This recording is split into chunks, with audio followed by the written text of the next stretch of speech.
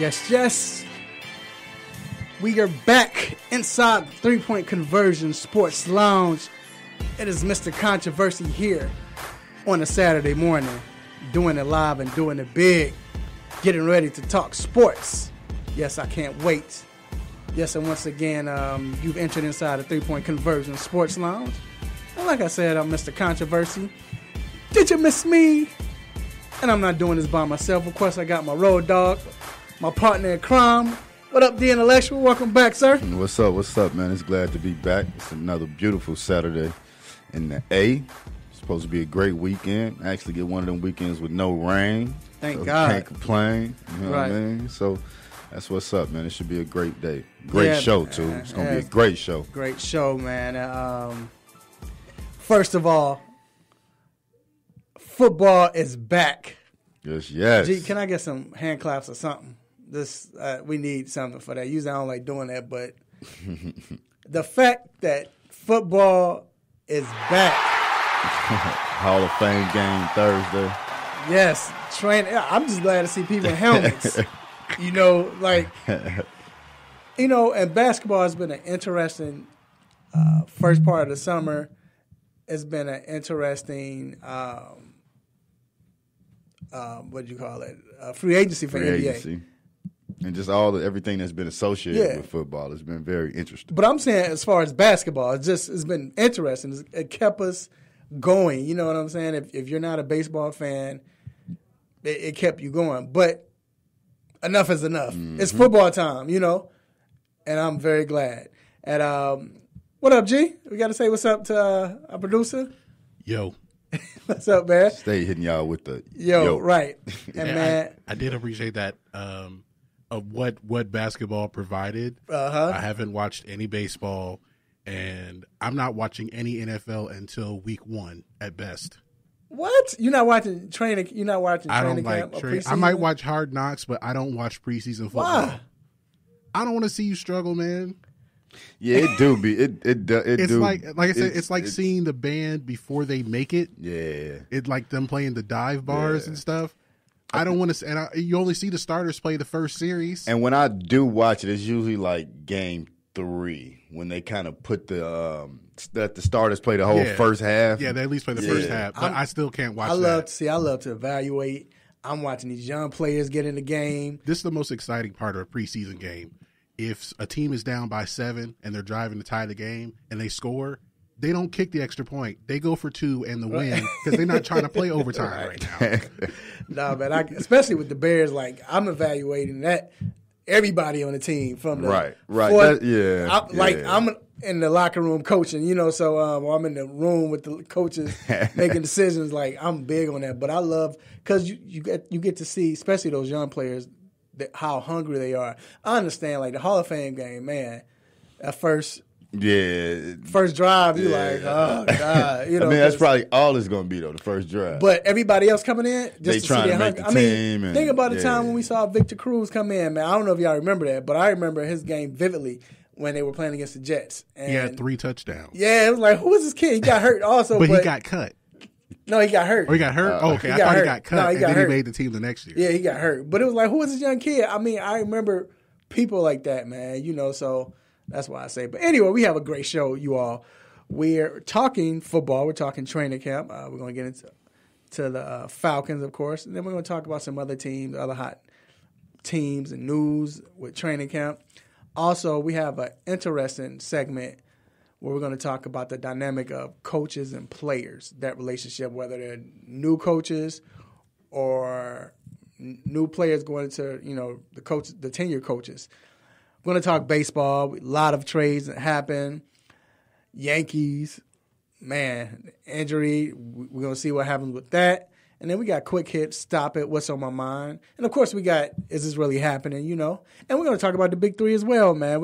I want to we talked about we could see this going a long way. We say that, but I really want to get into it and compare it to other leagues that's tried to come out. So definitely get into that. Make sure you call in at 404-603-8770. And also let everybody know they can listen to the show locally on the radio in Atlanta at 1100 a.m. Also, they can go to iHeartRadio, the station app, which is WWE AM 1100, TuneIn app, WWE AM 1100, and Radio Now as well. All right, it's time for these quick hits. Let's get it. Let's get it.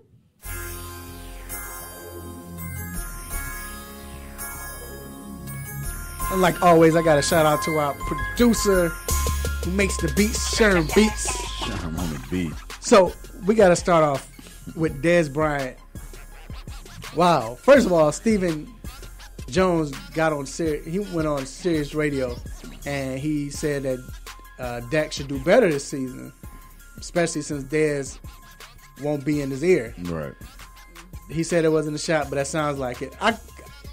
That sounds Dude, like a that's shot. a shot. Because you don't say the person's name, even if you feel that way, right? You don't just say be like, it. it should be a better locker Right. room dynamic, so he should be a lot better this Right. year. And Dez went off. Dez came back and called Sean Lee a snake because Sean Lee apparently they used to be boys and they were sitting across from each other in the locker room. They were real tight, had each other's back. He said that Jerry Jones is clueless and that the Cowboys' offense was stagnant because of the garbage play calls. Yeah, he said they were garbage. I love that when he said that.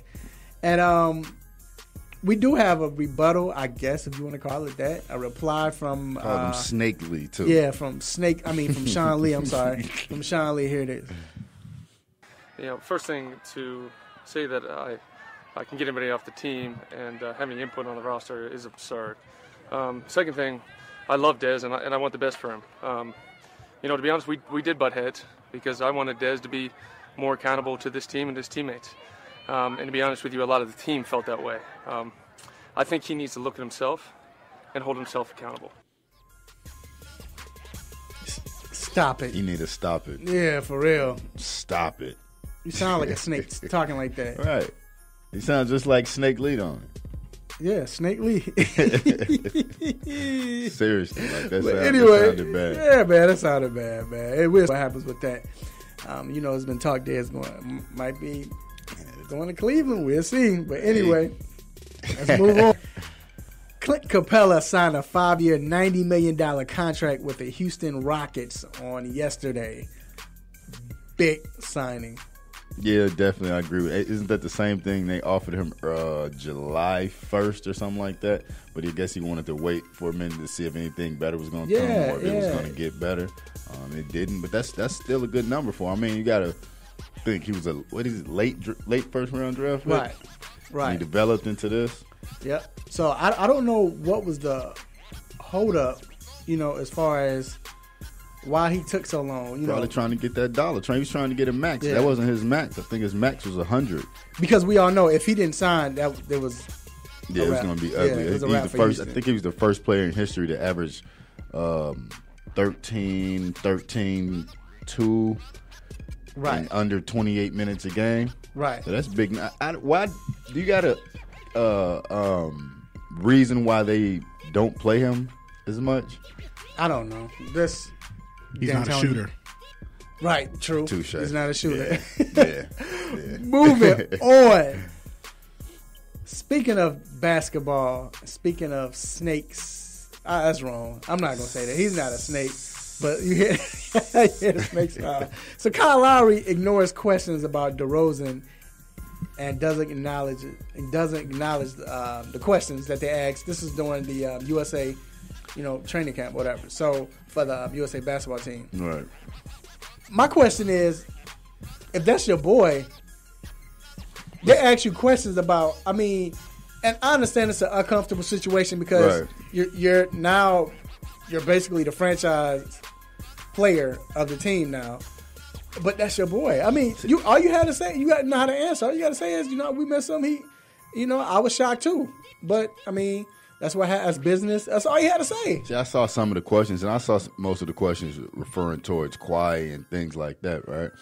Even with that, like, your response was, like, of course he kept saying, I'm here to talk about USA basketball, but when something did come up, have you talked to him? Like, come on, man, like, it was that issue. Remember, it was something with the front office, and he didn't address it the way it should have been. With the Dwayne Casey fire, he didn't. Right. Like, you are not being a leader, man. Yeah, that's not being a leader, right? And that's not taking ownership, I guess. My thing is, just that's your boy. Hey, we miss him, and It's not your team. yeah, It's not. What- Kyle Lowry. It's not his team. I think Not it's his team now. It's Kawhi's team.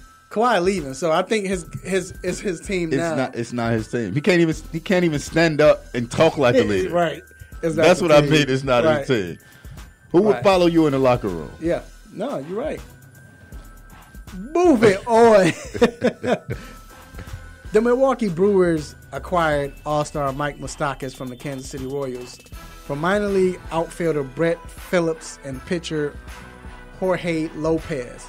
Moustakas is hitting .249 with 20 homers and 62 RBIs.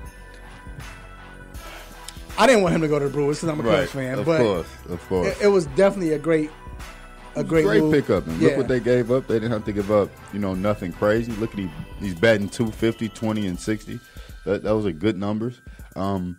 Let's see. We will see whether or not what happens when he gets to Milwaukee. Sometimes it doesn't work out.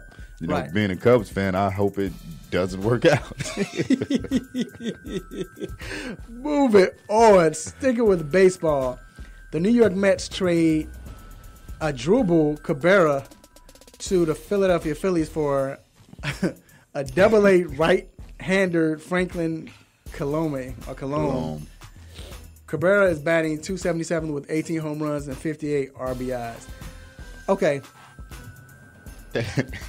Like, see, you know what? Okay, it's funny. We talked about this.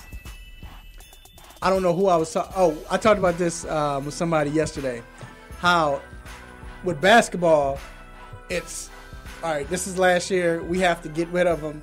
We're getting something. We gotta have something. Something. Trade exception, valuable. a pick. It's has to be something. Yeah. Baseball. Like, look, when they done with you we about to gone. start over.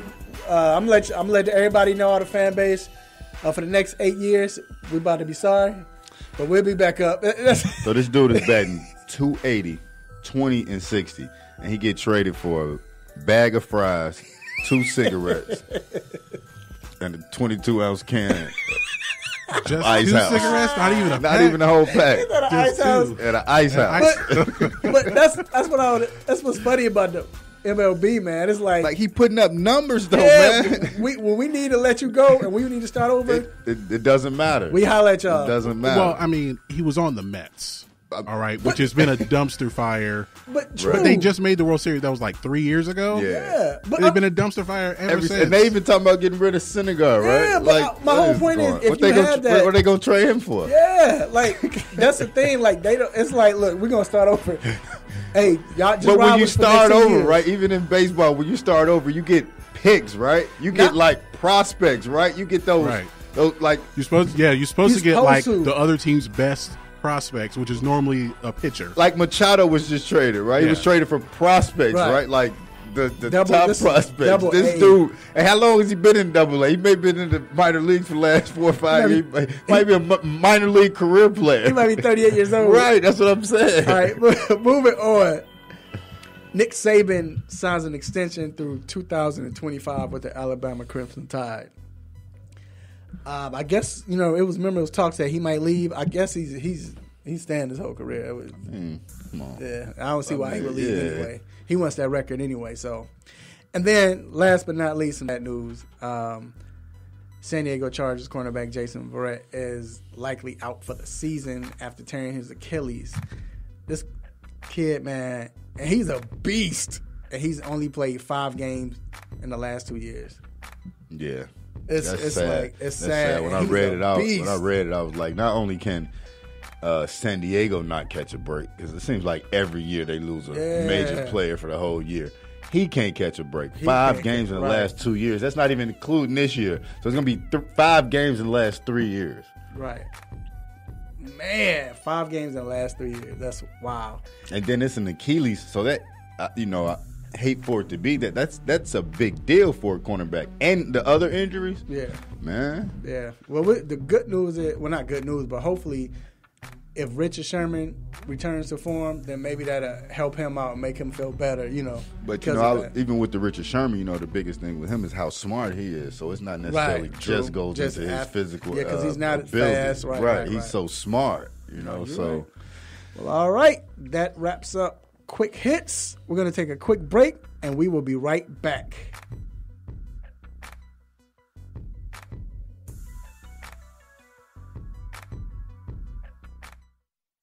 Let's see. We will see whether or not what happens when he gets to Milwaukee. Sometimes it doesn't work out. Right. Being a Cubs fan, I hope it doesn't work out.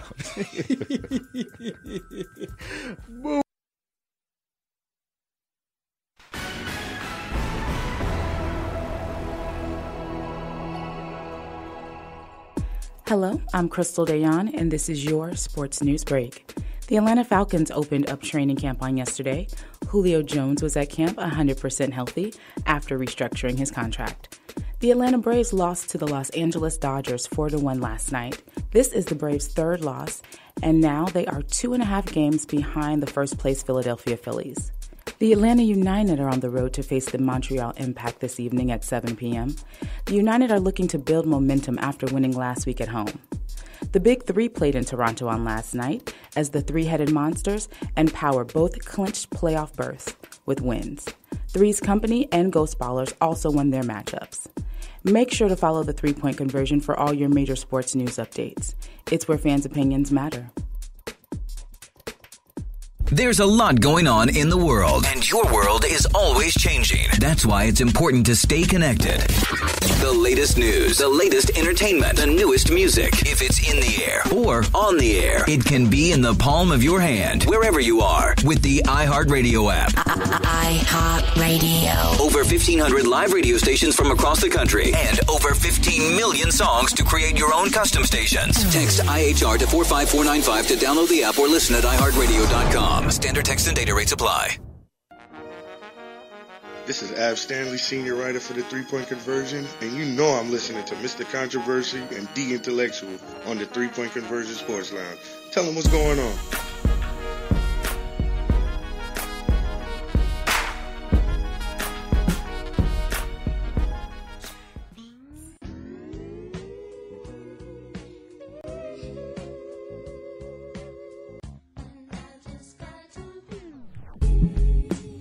Yes, we are back inside the 3-Point Conversion Sports Lounge. Mr. Controversy here with my man, D Intellectual.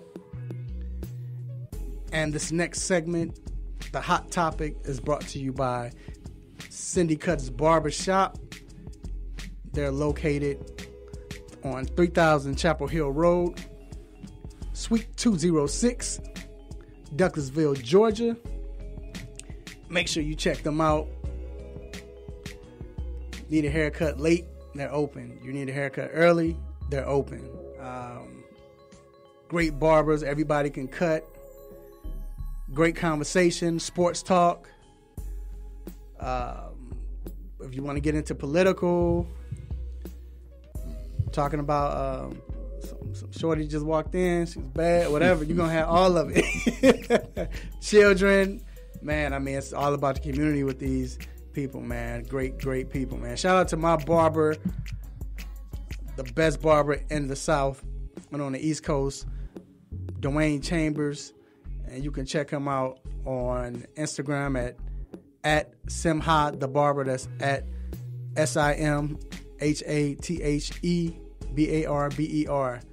And I want to give a big shout out to my man Brian B. What up, B? Hey man, you were right, man. You know what you've been saying. You know, look like Dwayne Chambers slipped up. Don't never say what you're not gonna do. And congratulations, this man is having another baby. So congrats. Dwayne, B, you was right. You said it. Congrats, man. Wonder what it's going to be. All right, so now this is the hot topic. And, man, what a topic. So, just in sports general, we've seen a lot of changes, right? And with these changes, you know, of course, it's either players or coaches. I mean, for the most part, it's what it could be, except if you're the Philadelphia 76ers. But when you look at the coaches, like, for instance, the coach and the player dynamic, you know, it's very important, right? Especially if you're a superstar. But let's look at it from this angle. What if you're a new superstar going into a team with a 10-year coach? Or for instance, what if you're a new coach going to a team with a 10-year superstar, an all-star? This could be basketball, football, baseball, whatever the case may be. I want to know, when it comes to that dynamic and that relationship, how could that affect the team, and do you see, could there be problems, and how could it be handled? So, for instance, let's look at the superstar going to a 10-year coach. For instance, prime example, DeMar DeRozan going to San Antonio Spurs. Mm-hmm. Superstar, all-star, we say all-star, and now he's going Hall to of Fame coach. A Hall of Fame coach who's been there. Mm-hmm. How can that dynamic play out? I think with that situation, because it's Pop, it's a little different. And, they kind of have a relationship because of USA Basketball. But with the whole Kawhi situation not working out, does Pop have that? And I know Kawhi's different, right? Right. Word is he still drives his 97 Tahoe. So he's kind of different, So you don't maybe that's not – Pop isn't losing his quote-unquote touch of how he does things. But I think that dynamic is going to work out well just because DeRozan is a team-first type of player. Mm-hmm. We know how San Antonio culture is, team first. Popovich is very team first, and he says he's ecstatic to have DeRozan. So I think that one will work out well. But what about – so, G, I want you to come in too, but what about just in general? Like you said, that one, Right. Because you have Popovich. He's been there, for forever, so he knows what he's doing. He's won championships. But what about, if it's not Popovich and you're going to a player, a player going to a new with addition. a coach that's Right. been there. Well, the way that I always think that the way that the player comes there, like with DeRozan going to the Spurs, even if the coach wasn't Popovich, the Spurs made that trade thinking that DeRozan would fit in. He was enough. So that's always something that they consider.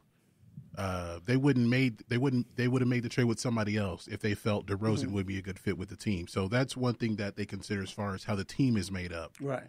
rather than just who the coach is. But because who the coach is, then that makes it even better. So with Yeah. the player, do you think, because the player is going to this coach, do you think now, do you think the player feels more comfortable? Because, see, the thing is, if you have a 10-year coach, like Pop is different. I mean, if you don't trust Pop, you shouldn't be in the NBA. Right. But let's say if it's football and you're the star player, you're a cornerback or you're a running back, Le'Veon Bell next year.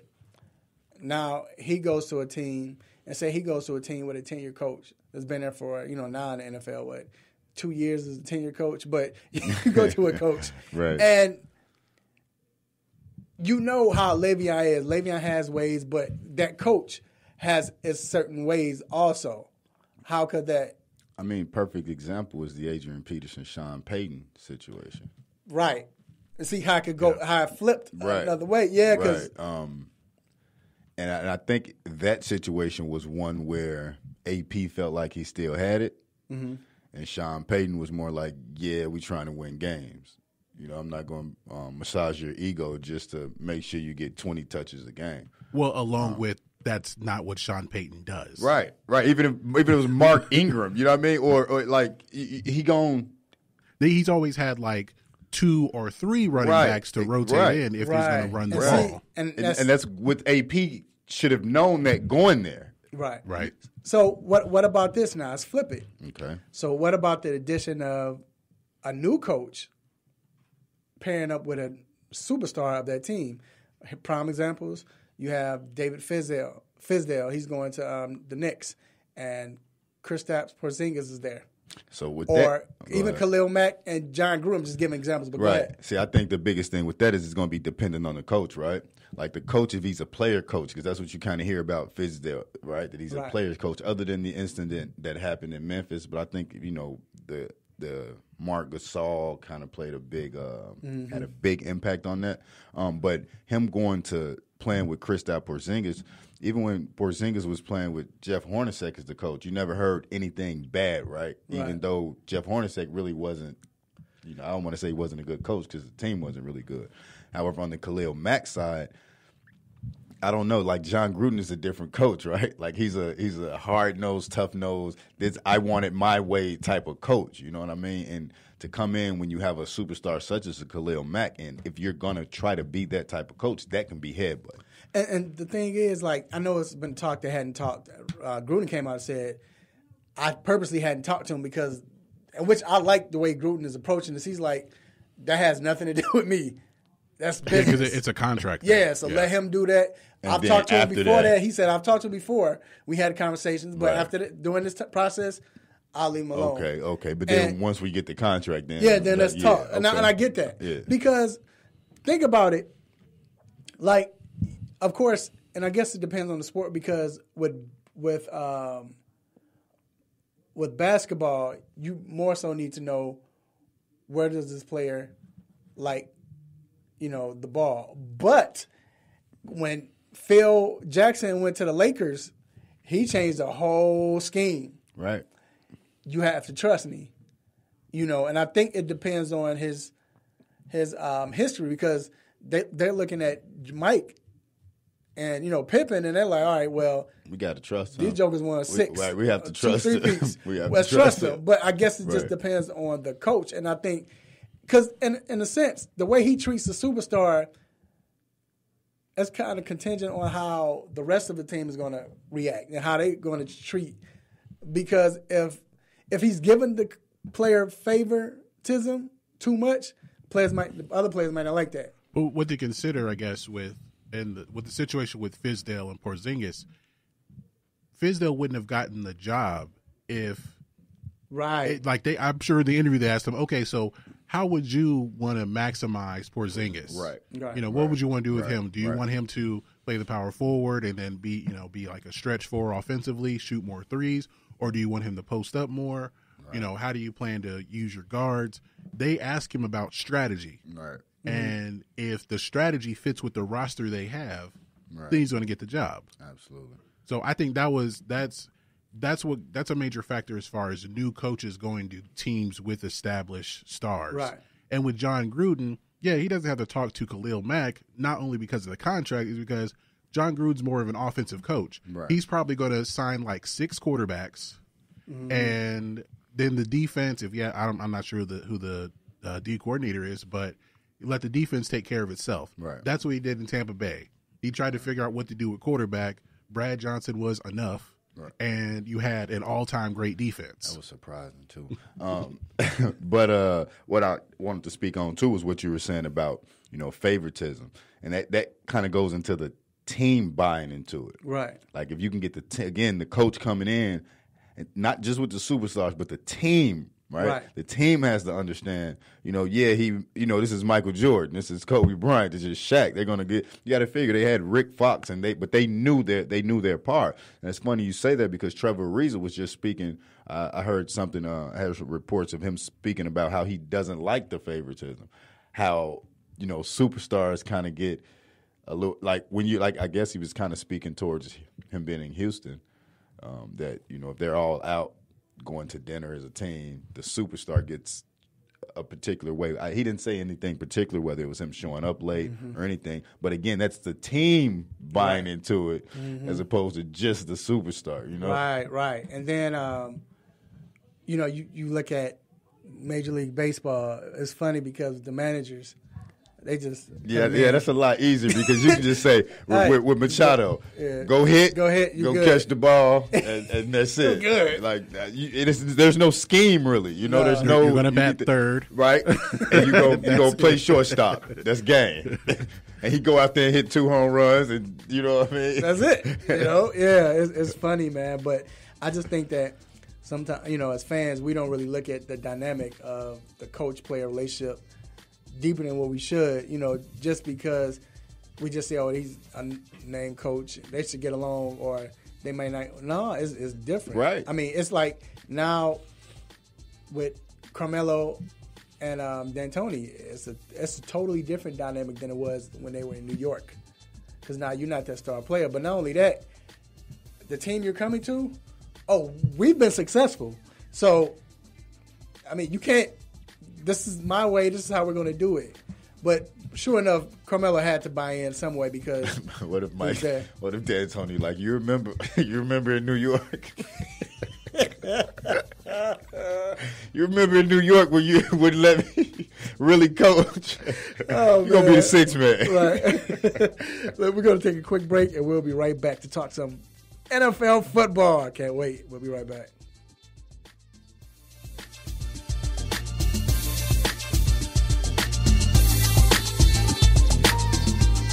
Hey, I'm Diana Taurasi from the Phoenix Mercury, and you're listening to the 3-Point Conversion Radio.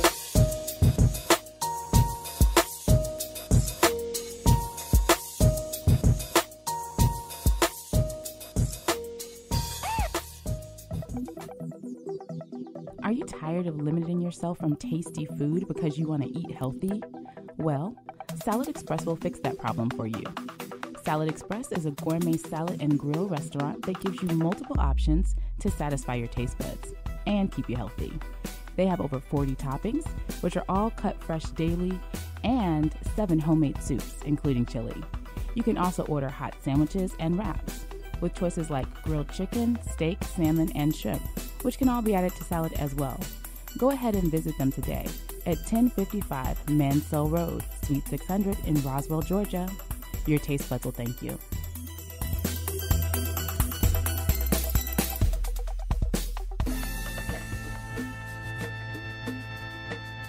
What's up? This is Anthony Hamilton, and you're listening to the 3-Point Conversion.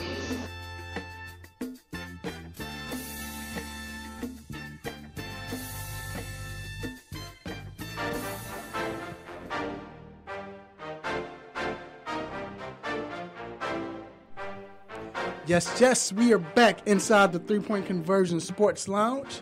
Mr. Controversy here with The Intellectual. Yes. Hey, real quick, man, I want to shout out, I want to give a quick happy birthday to Corey. Happy birthday, man. Just found out your birthday. Hopefully you have many more, man. Hey, before you get turned up tonight, still got to close that shop, bro. So, all right, so now let's get into some NFL football. The NFL is back, y'all. The NFL is back. You don't know what to do, huh? Man, I'm so excited, bro. Like I said, just to see cats with helmets on, playing, Julio need to keep his helmet on, though. I don't know what he got going on. I got a quick question for you. Are you one of those football fans to where you'll watch any football? Like you were watching the flag football championship. Yeah. You watch the CFL if you have time. Yeah. Go to the lingerie football. You watch game. It's the Legends football league. That's a whole different thing. It's the Legends football league. It's not the lingerie football league anymore. Well, that's a whole different thing. I seen one of them run somebody over. It was this one girl. I'm talking about she. It's crazy. But no, I'm that type, man, to watch football. Like I've always been that person since I was little to watch. I'm just like that with sports, period. The Jaguars against the Browns when the Jags were bad. Yeah, and no disrespect to anybody, but like we were doing a press conference, and we're going to get back to football. We was doing the press conference for the WNBA, and during the press conference, they had a TV, up in the air in the right corner, and on the court, they had this wheelchair basketball game. And I wasn't even paying attention to the conference. I'm looking at the wheelchair basketball. Like, oh, snap. The boy's strong. Yeah, but I'm just a sports guy. But anyway, I'm definitely a football guy. And, man, first of all, we got to start with the Atlanta Falcons. Julio is back. Yes. Atlanta is happy. Everybody in Atlanta happy. Every Atlanta Falcon fan across the country just been dancing and doing flips. You're not lying. They were scared. They was worried. But I want to play this clip real quick of Julio talking about the contract situation.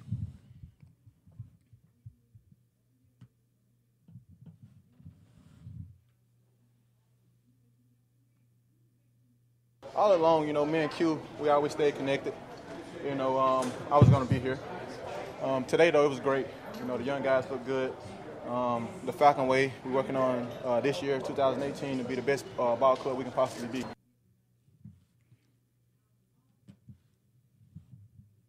And I think we have another. Could we have another clip? G, play that one also.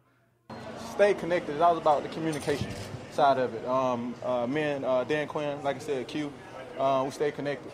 You know what I'm saying? I told him on my end what I was doing, and it was just as far as me getting healthy. You know what I'm saying? Doing some stuff for me to get back right and feeling 100%.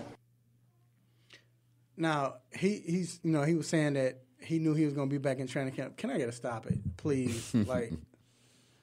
Stop it. Because my whole point is, what was you holding out for then, bro? Oh, what was all that talk? So basically, they restructured his contract, so they moved some cash from later on in his contract up front to once again this year it was like 2.7. Then they put some incentives in it also. Yeah. So my thing is, what was the big fuss? What was all of this? Now, it was coming from his camp. I don't know if he said it. It could be another Kawhi Leonard situation. But this one seemed kind of real. Kawhi, he doesn't talk, but I don't understand the whole. I don't understand. Even with the whole contract thing, it's one of them things where he was the 8th highest paid wide receiver in the league.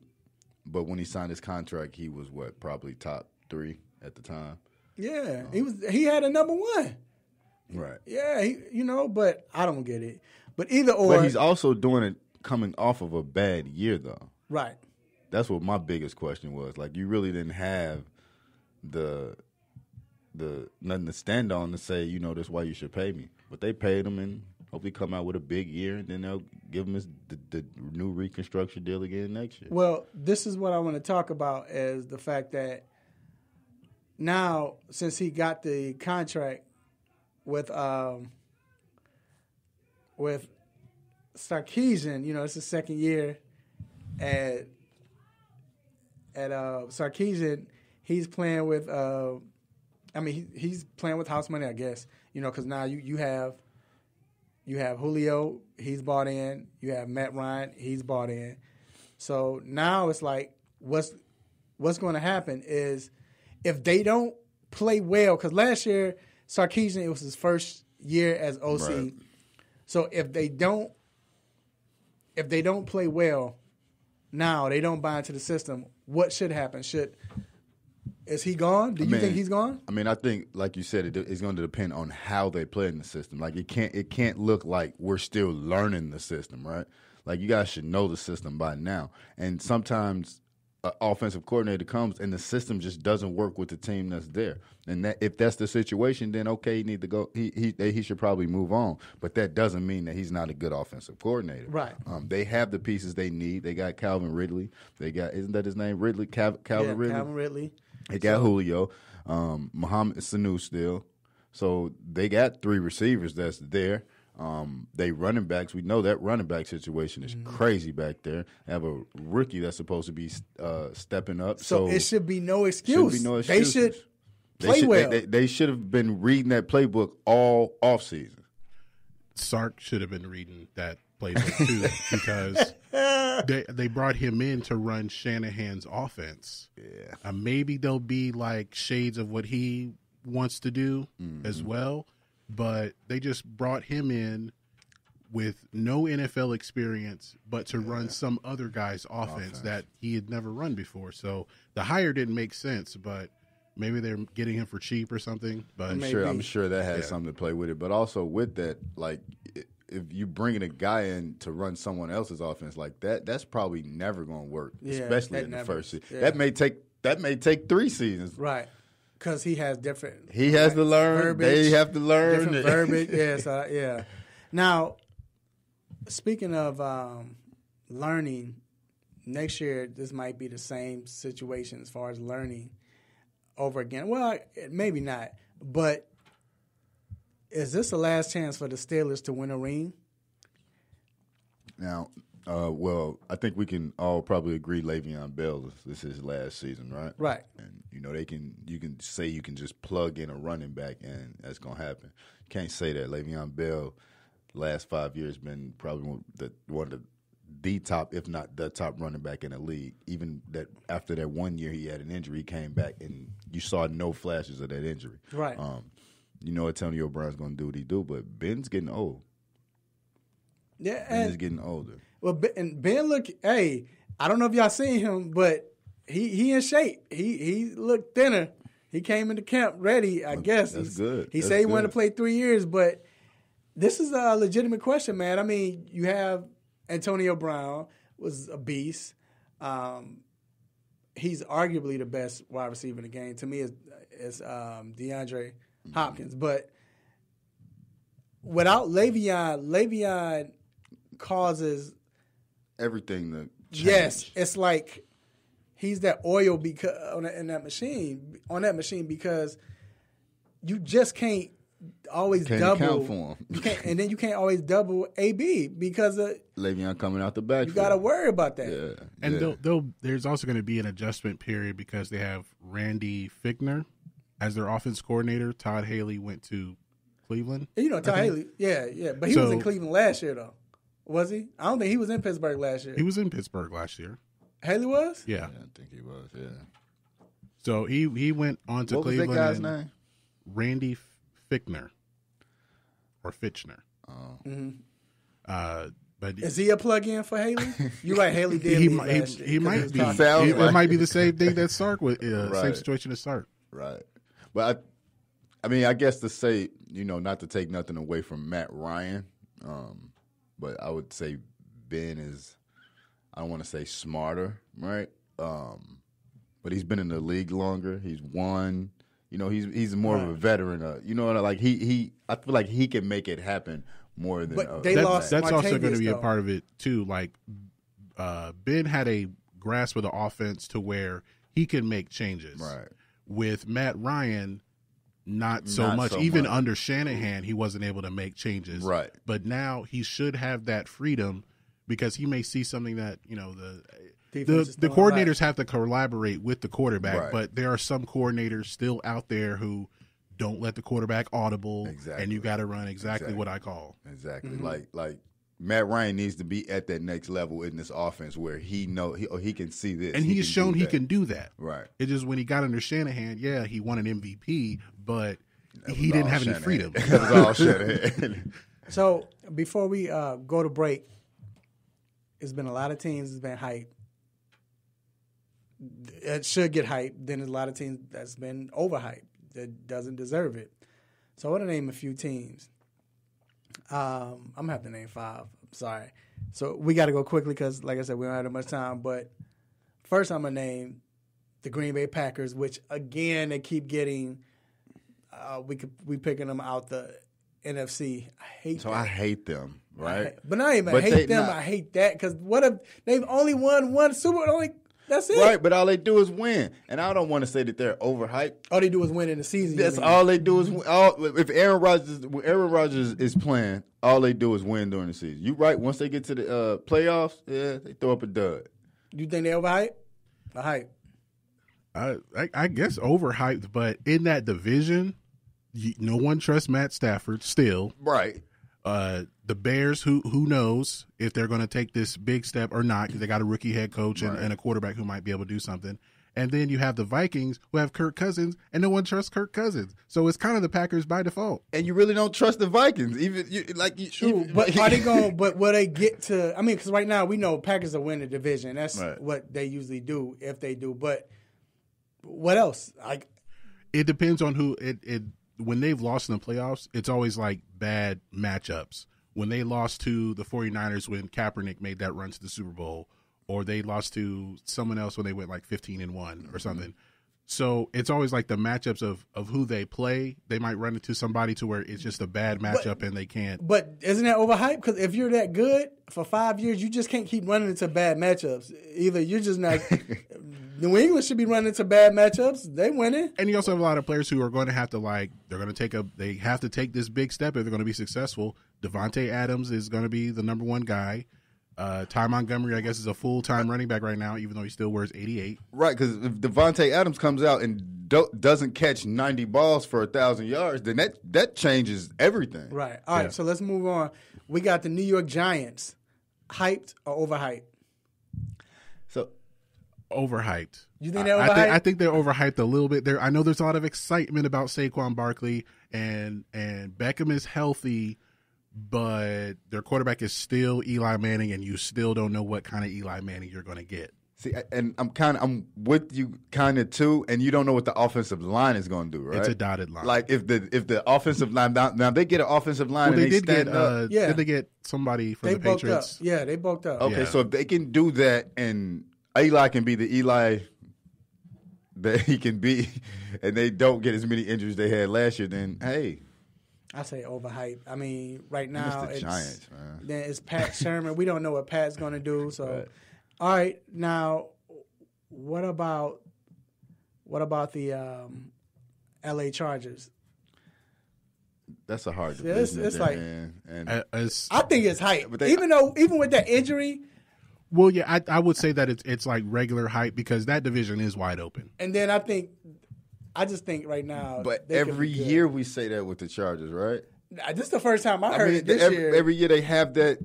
Yeah, they're right there. It seems like they're or they always start off bad and then they win like 8 in a row, but they finish like they 9-7. But they win. They'll lose off of a botched field goal snap But then they go to the playoffs and then they in the first round. There was one show I heard where like Phillip Rivers' whole career is down by 4, 1 minute left on your own 20. No timeouts. Yeah, it's like it's just impossible situations. And he had even in the playoffs. Then they get to the playoffs and the same thing happens, right? Like they lose in that first round by some type of crazy. Last one. And then the last one is Jacksonville Jaguars. Hype overhype. I think based on last year, they are where they're supposed to be. I think that division is theirs if Blake Bortles is decent. Right. Don't try to don't lose the game. Right. Don't try to become a 30 and 10 quarterback. Just play the game, hand the ball off to the big boy behind you, and this is why I say they overhyped. No, go ahead. No. And hand it to Leonard Fournette and do your thing. No, this is why I say they overhyped. I think because teams are not surprised by them. Last year it was kind of even going into week 10, I think a lot of teams are still like, all right, this is Jacksonville Jaguars. Like, right. They're not. But now they know what to look for. They know Fournette is a beast. Their defense, though, they're going to have to deal with that. Right, yeah. their defense. But if you can stop their offense, maybe you can get lucky. So put 8 in the box and just... Yeah, man, make him throw. Yeah, Blake going to have to beat you up. They didn't have Allen, but now you know they don't have Allen. Now it's like, all right, this is who they have. Let's go ahead and do this. All right, we're going to take a quick break, and we'll be right back.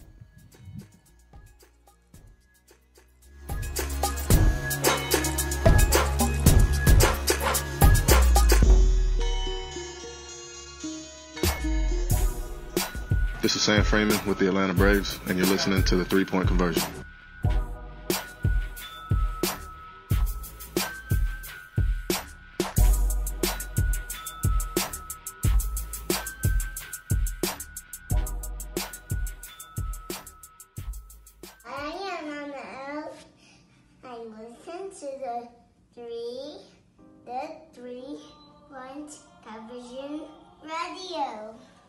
Check out my man, Mr. Controversy, on 1100 a.m. Saturday mornings, 10 o'clock. Sports Talk, 3-Point Conversion, where fans' opinions matter.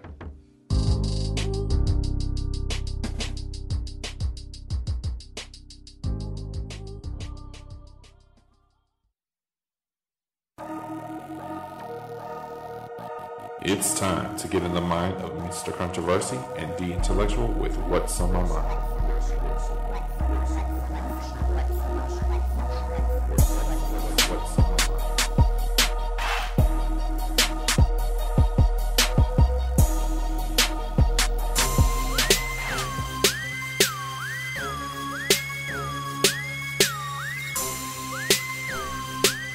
Yes, we are back inside the 3-Point Conversion Sports Lounge. And this next segment is called What's on My Mind. And it is brought to you by Sucker Free Life LLC. Make sure you live your truth for the world to see, because everyone can be sucker free. Make sure you check them out and get your apparel today exclusively at facebook.com/Sucker Free Life LLC. And that's SUCKA, Sucker Free Life LLC. All right, and this is that segment where we like to talk what's on our mind, give, everyone a little bit of what we've been thinking about as far as sports, anything concerning sports, or something we don't understand. Just, I don't know, man. Let me just holler at y'all for a second. So,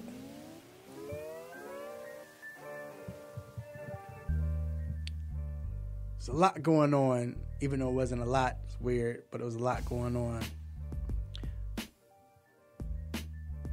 But honestly, I mean, I sometimes try to stay away from these things because it can get redundant. But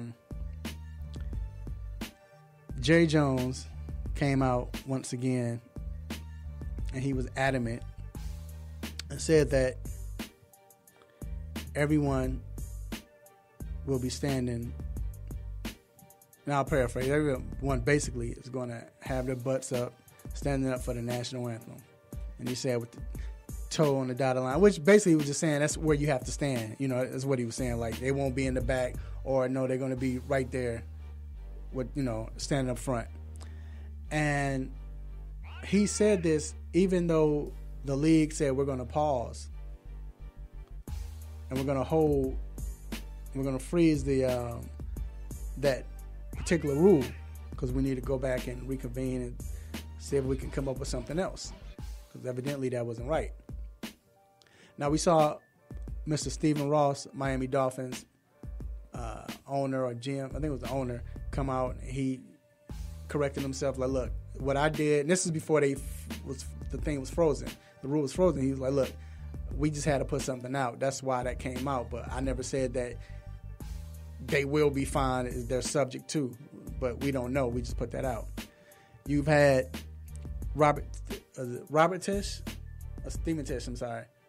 Steve Tisch from the Giants, the owner, and he came out and said that I'm supporting my players. Arthur Blank has came out and said, and the Atlanta Falcons owner, I'm supporting my players. For Jerry Jones to come out and say it the way he said it, and again, don't get the toe on the line, because he was just basically referencing that that's where you have to stand, instead of, I'm not going to let you all stand behind us or sit down. So, but for him to say it like that, I know you're the owner, and I guess as owner you make decisions, but in this league, you have grown men, and you're telling grown men they can't stand up for what they believe in. Yo, it's something wrong with that, man. I don't understand that. But what's worse is you got cats like Dak Prescott, who he came out and said, you know what? It's not even about standing for the flag anymore. We need to make things happen now.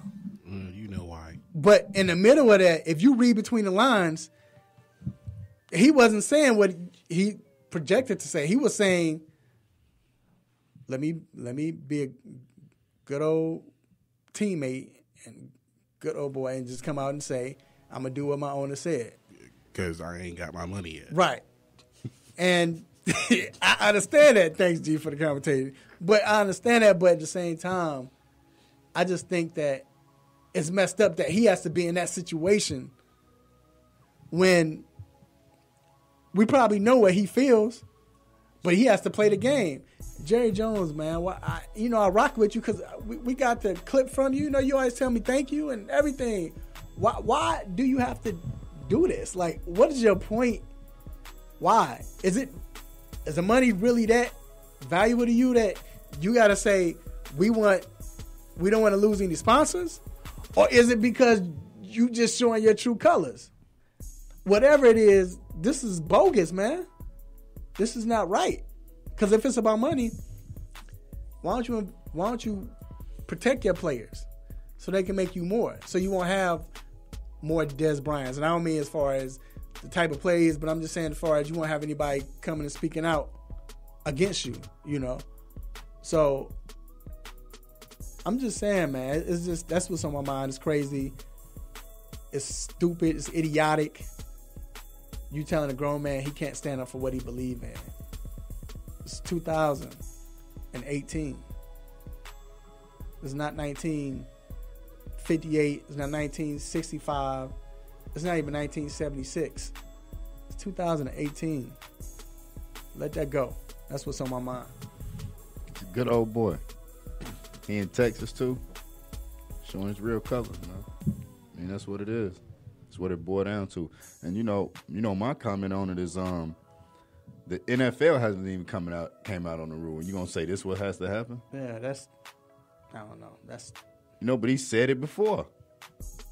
You won't be a Cowboy if you. And people are nervous about it. Eric Reed, 26 years old, prime of his career, can't get his contract. Yep. You just have to look at it like this. And I'm a Cowboys fan, and I've been questioning it like every day. But there's the NFL rules and what players have to do. The Cowboys operate on a totally different level. They still have a relationship with Papa John's, right? Despite everything that's happened, right? And D, I know you need to go, and I'm gonna let you go, but that's a good point. And like you said, they do everything differently, everything, good or bad. Yeah, they got their own. They got their own police. He pay his own players. Yeah. That's why Deion them still on a. Yeah, you remember all them? They're America's team, and they really think they represent America. Yeah. So what's on my mind today is Kevin Durant.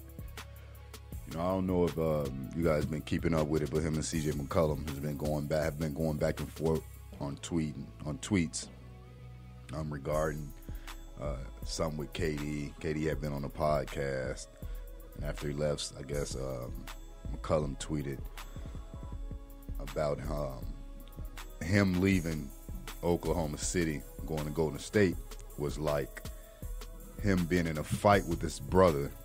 They're winning, and then a gang jumps them, and then he leaves his brother to join the gang, and then comes back to beat his brother up, and called him a B, female dog. So he called him that. So KD responded, and now everybody has been on KD's back since he's sensitive. He always had to respond here. So here's my thing with it, right? So there probably is some things that he probably as far as fans, right? Like with fans, I can understand not responding to fans, But when it comes to an NBA player, another sports player, or a superstar, regardless of whether it's a sport, entertainment, or anything like that, anybody that's up there, right? I'm responding too. I mean, you come for me, I'm coming for you. You want something, and the biggest thing about it is no one is saying nothing to CJ. You know what I mean? Like, he's the one that kicked it off. He's the one that said he left his little brother. Like, and KD, like, I would leave my little brother. Like, those not even the two same things. You know what I mean? So with that being said, with a lot of things KD may have done, I may have not agreed with it, but on that level, I agree with that. You come for me, I'm coming for you. People do it all the time, not just KD. If somebody tweets something about a superstar and it's another superstar, they ask, they come, man, what you talking about? What's up? That's how it goes. That's how life goes. Now again, I understand the fans, not responding to them or things like that, but I'm inclined to say reporters are fair game. You come in here and you say this, you talk about me like this, then when you see me, it's supposed to be like everything is okay. But no, you just said I was one of the most horrible players in the league. Like when JaVale McGee and Shaq was going back and forth. I didn't blame JaVale McGee. He said I'm Shaqtin' the fool. Well, I may have had some bum plays, but I got 2 rings now. Got so bad to the point where Shaq's mother had to tell him, hey, man, chill out. So, man, going back and forth with a fan is one thing.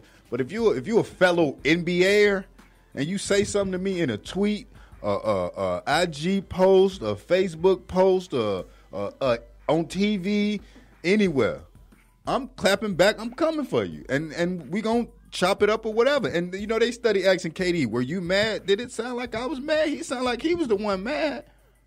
I said, "I got 2 rings. I'm balling. I'm over here living a great life in Oakland with 2 rings, getting some of this tech money, and doing my thing. What you mad because the Blazers not gonna win the championship?" Man, I feel like KD did what he's supposed to do, and people need to get off his back. People feel like he's been trying to be this tough guy. I feel like now that he's just not letting stuff pass like he may have let stuff pass in the beginning. When you're growing up, even as not even just being in the league, when you're growing up, you're more inclined to let stuff pass. But as you become a man, you get to the point where, like, you know what? It's not what I'm finna do. You're not gonna just be able to talk to me any kind of way, say anything you want to me, and I'm not gonna respond. And he responded, and they need to get off his back because he did what any man would do. That's what's on my mind. And the funny thing is, after all of that, they're cool. They were like, we're good. Like, it wasn't even Dame came out. It was like Dame Dollar was like, yo, I had to jump in like, hold on, guys, fellas, hey, we. Then I found out that they're cool, so he's like, so now everybody else just chill out. Chill out, leave it alone. They didn't make it much of a big deal. They chopping it up. Yeah. So. And my biggest thing with it is that KD had just came off his podcast. So if you had that to say, then speak that talk.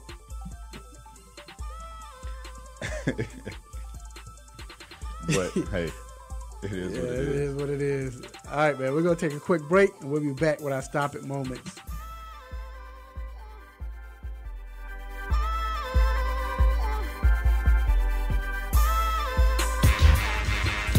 You're tuned into WWE Hapeville, AM 1100. The opinions expressed during the sponsored programs on this station are strictly those of the program hosts, guests, and callers and are not necessarily those of Beasley Broadcast Group, this station, its staff, other advertisers, or agencies. Have you been looking for a radio station that gives you sports? I don't believe it! It's a touchdown! Entertainment? Are you not entertained?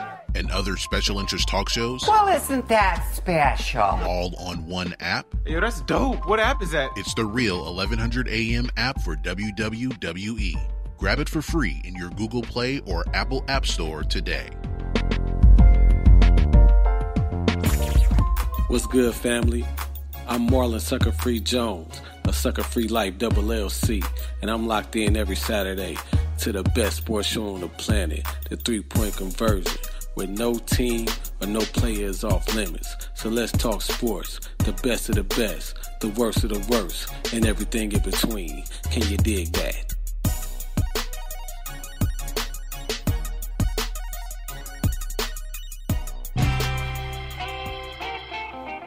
No mercy. Don't let up on him. Go hard on him, Mr. Controversy.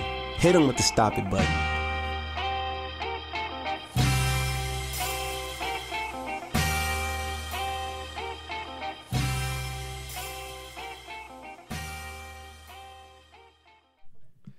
All right, we are back inside the 3-point conversion sports lounge. And of course, this is that time where we like to thank everyone who is supporting us, who has been following us from the start, just yesterday, whenever. As long as you're supporting us, we appreciate you. We thank you. We try to represent you the right way. And whether it's you're watching Facebook Live, listen to the radio, or just telling somebody, hey, man, you need to check out my man, D Intellectual, or Dennis, or Raphael, or the 3-point conversion, Mr. Controversy, whoever, man. We definitely appreciate everybody looking out for us, man. And like I said, supporting us. We appreciate that. And I also want to give a special shout out to someone. This Joker. This is a big joker right here. But he uses size for the right reasons, unless you're on an opposing team. And he's in the chair right now getting his haircut. I want to say what's up to Mr. Ja'Cory Johns. What's going on, man? He's the outside linebacker for Wake Forest getting his haircut right now at the barbershop. Dude is a beast. Hey, man, we're rooting for you. The 3-point conversion, I know Seneca says, but the 3-point conversion, we behind you. We rooting for you as well. We're going to be keeping up with you. Make sure you do your thing, man. You know? Yes, sir. Yes, sir. Put somebody, don't injure anyone, but hurt them. There's nothing wrong with being hurt. Hurt, you come back. Lay him down. Lay him down. Yeah, that's what you do. Appreciate that, Corey. All right, so now it is time for the most infamous, the most famous Stop It segment. Let's get it. Yeah. Stop it! Stop it. Stop it. Yes. S-T-O-P, new word, I-T. Stop it. Stop it. Get some help.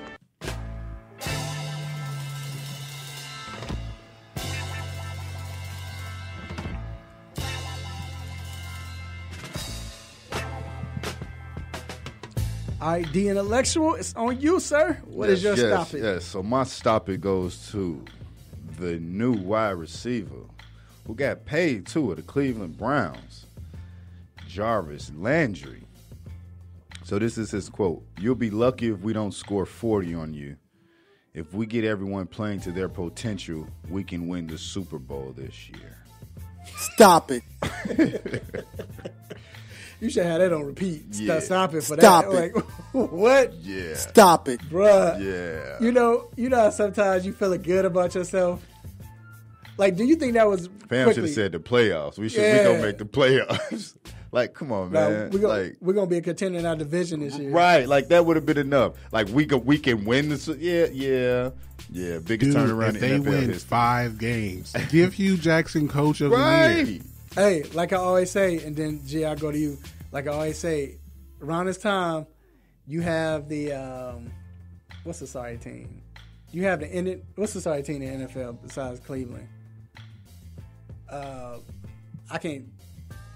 I don't the know. Redskins. The Rams were sorry until right. last year. So, but we just looking at a sorry team. You have in the Buffalo Bills right now. Right. When they break in camp, they're like, all right, Super Bowl on 3. 1, 2, 3, Super Bowl. Yeah. So, I mean, this is how it is right now. All right, G, go ahead. What's your Stop It, man? All right, so my Stop It. So we have the basketball tournament here in Atlanta. I don't know if it's the finals or the regionals or whatever. But because one certain player who captivated basketball audiences about 8 years ago is in the tournament, the 4-letter network has to talk about him again. And I'm talking about Jimmer Fredette. Wow. So my Stop It goes to the 4-letter network and other publications talking about, Jimmer Fredette's in the basketball tournament. Is he ready for an NBA return? Man. Stop it. Yeah, I get him that. They definitely deserve it. Like, Stop. I mean, it's over. He out here getting, 30 and 40 points in the basketball tournament. Right. Is all these guys who played in the NBA a long time ago, and they're probably never going to play in the NBA again. And some kids off the block, and they probably dropping 30. Dudes they went to school with, Right. played on the intramurals or something. And they actually had the nerve to even like. So they're bringing up Jimmer Fredette coming back to the NBA. Wow, it's not going to happen. Yeah. All right, my Stop It moment is John Gruden, the new Oakland Raiders head coach, came out and said that he won't take the money from his later years in his $100 million contract, $100 million 10-year contract, if he fails. Stop it. Like, for real? Stop it. Right, man. Bruh, stop right. it. He needs to slap his. Stick yourself, Tony. Stick yourself, Tony. Come on, man. You're not. Stop it. I wonder what his wife said when he said that. She came home and got slapped. He slapped him. Slapped him. Come on, man. Ain't no. You're not giving up no 100 million. And y'all not. I mean, y'all got a good team, but y'all not cold like that anyway. So for you to even say something like that, I want him to sign a contract that say that. Right. That if he fail, he not gonna take it. Right. So he won't take the money from his later years. So he gonna take these first 7 years, but them last 3, I'm cool. So I wonder if his contract is front loaded too, like like Julio's. Julio, yeah, he gonna get 80 million. That's probably why he's saying he that. gonna get 80 million in the first 3 years, first 4 years, 20 million a year. Oh, yeah, I'll step down now. I done got $80 million. Yeah, first 4 years. I'm sure you will step down now. All right, man. We're going to take a quick break, and we will be right back.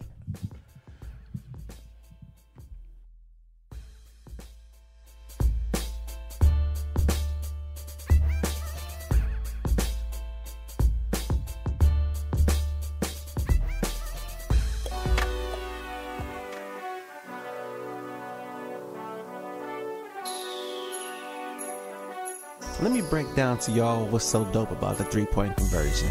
First of all, everybody is a fan of the game first. Second of all, everybody is a student of the game second. And third of all, we're the average sports fan just like everybody else. We're not coming in here, walking with our nose tipped high, acting snooty, acting brand new. This is a grassroots organization. Bar none. The three-point conversion, where fans' opinions matter. Be sure to visit the website www.the3pointconversion.com. Get your fix, get your articles, multimedia, and everything else that you, as a sports fan, need. So again, the3pointconversion.com. It's where it's at, man, where fans' opinions matter.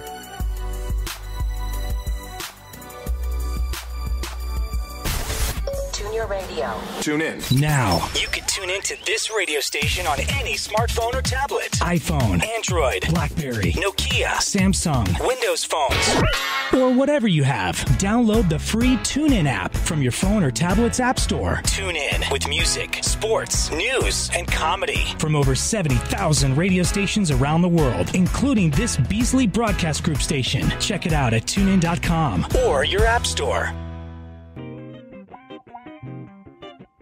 Sit back and relax. You're back in the three-point conversion with Mr. Controversy and The Intellectual.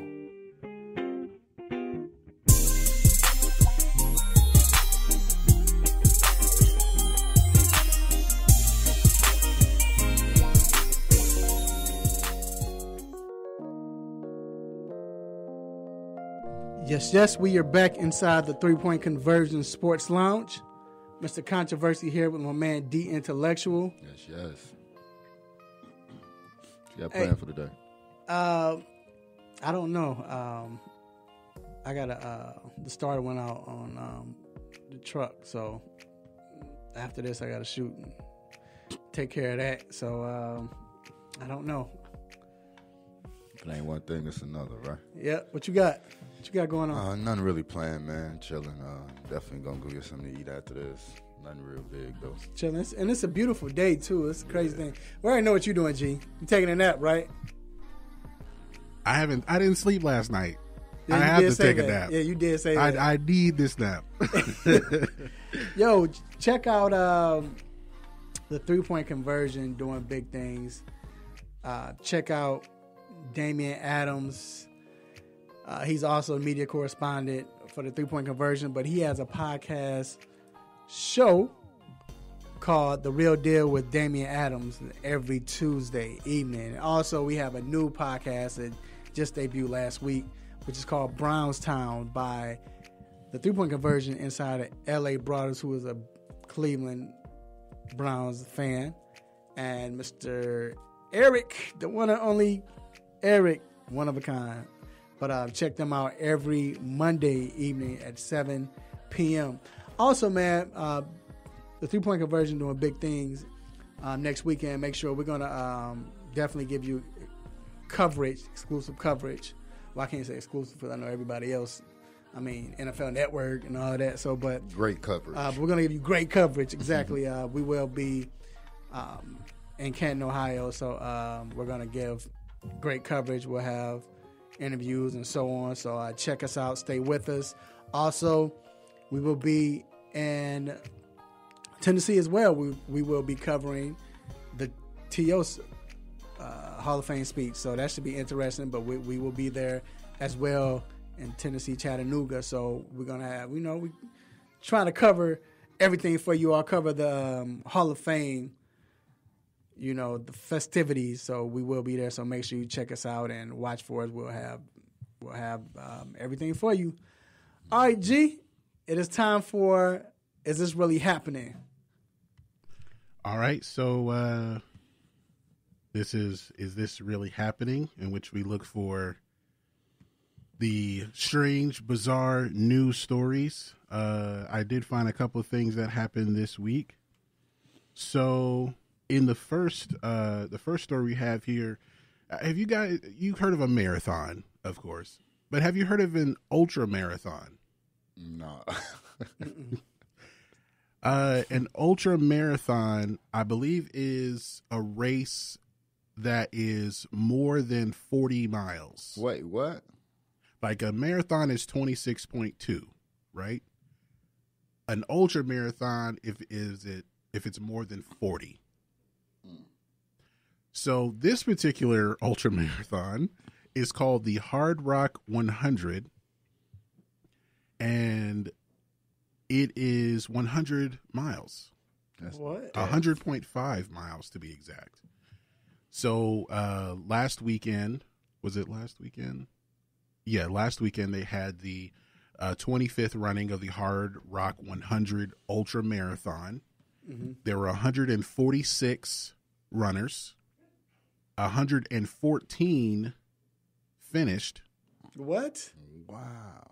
And of the 32 that did not finish, 30 were short of finishing the race. They quit before the end. But the other 2 were disqualified. They hopped in taxis. They did a Jeffrey Uber. on They Ubered. on Fresh Prince. What they do? Not exactly. So one of them, his name is Xavier Thevenard, and he was leading the race by over an hour. And it seemed like he was going to win very easily. So I said it's 100.5, right? He was disqualified with 9 miles left because he drank water at the wrong time. What? Wait. So when can you drink water? I'm tearing everything up. I'm tearing everything up. Ain't nobody winning. Ain't nobody winning. I'm the race over with. I'm undoing stuff. I'm slapping water out of people's head. And it's going down. Wait, what you mean? I was about to die. I just ran 91 miles. What you mean he drank water at the wrong time? So they have a rule that says runners are forbidden from receiving outside supplies or aid unless they do so within 400 meters of an official race-led aid station. So basically, they left an aid station where you get supplies, you get water, whatever. And after a few miles outside of the town that the aid station was in, a photographer saw him, saw the guy, Xavier Thevenard, getting some water and some ice, and this was away from the aid station. So he was getting, he got a cup of water or a cup of ice. Some photographer took a picture and turned it in, and this guy got disqualified. Y'all got bail money. Y'all have bail money because it's about to go down. This photographer's about to get 90-something miles. What? This photographer, he finna get all this work. But the photographer saw I was about to die. So just because he got some extra water, man, and if you're running 100.5 miles, you should be able to get water wherever you feel like it. So it's technically a violation. But he said, I feel miserable because I didn't think I was cheating. No one who's never run an ultra marathon would think you were cheating because you got an extra cup of water. But what's the so you just get like first place? And you would say you first place in the ultra marathon? There might be some prize money involved. It's not in the article here, but it's gonna have to be a lot. It looked like he was gonna. How many people went to the hospital? I was about to say you probably get a free visit to the hospital for your. I don't know. I mean, even if they finished the race, they probably went to the hospital. Probably some who didn't finish still went to the hospital. But they have the rule to where you can't get water after a certain point because there's the runners are supposed to rely on themselves to make it through the race. You know who made them rules? A whole bunch of people were there read 125 miles. That's crazy. Oh man! I'm telling you, if that would happen to me, there's nobody finishing the race. This race over with. I'm tearing. I'm going to the finish line. I'm ripping it down. I'm pushing stuff over. The camera people, the cameraman. I'm knocking stuff over. And this race over with. You are not lying. Oh man, I'm about to get a car. I'm parking the car in the middle of the guy. The photographer. He took pictures. I see the pictures are in the article. He's like, I happen to be the only person around to witness the leader of the race receiving illegal aid outside of the aid station. Where's the picture? You got a picture? It's on. Let's see if I can pull it up here. It's on Facebook. So he want that publicity. He want that. Ooh. Yeah, he would have got. He would have got knocked. Yeah. So I'm gonna show it on Facebook here. His statement. It's on Facebook Live. Okay. It's on Facebook Live. An interesting hard rock for me to personally say the least. The whole situation felt really wrong and was completely outside the rules. After much thought and wondering if I could be a snitch, I decided the integrity of this race was not okay to diminish. I think the race made the right decision to DQ him. He should have changed that. If you look here, SN to the picture on the left is the guy receiving the illegal cup of water or cup of ice. And then on the right is with them continuing on the path. Bring it down. You can barely see it. You can just see the top half of it. Oh, this is a statement here. Oh, okay. And then these are the pictures underneath. But that's crazy. Yeah. I feel like, can I be a snitch? Yeah, I'm a snitch. Like, dude, man. So you know that dude, the photographer was that guy that didn't get to play with anybody. Didn't get anything in high school. He was the one that always telling, Mom, they doing something. It's my ball. I'm finna go home. Go. All right, so the other story comes from the college football world. And I'm going to play the video here. This better not have nothing to do with Jacory. I don't know if Jacory's still in the chair. Jacory, this better not be you, bro. If I find out this is you, go ahead. We on your back. We on your back. Right, go ahead. All right, so I'm going to play the video here. He not. No, he not.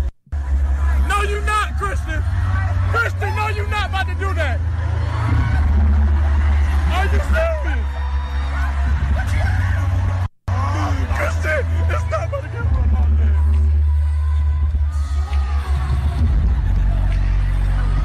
Oh my God!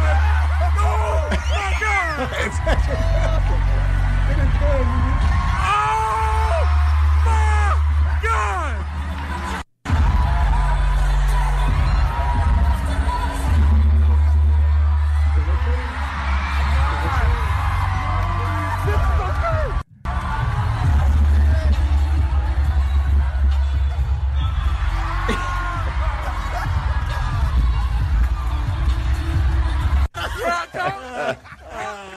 That's an older lady, right?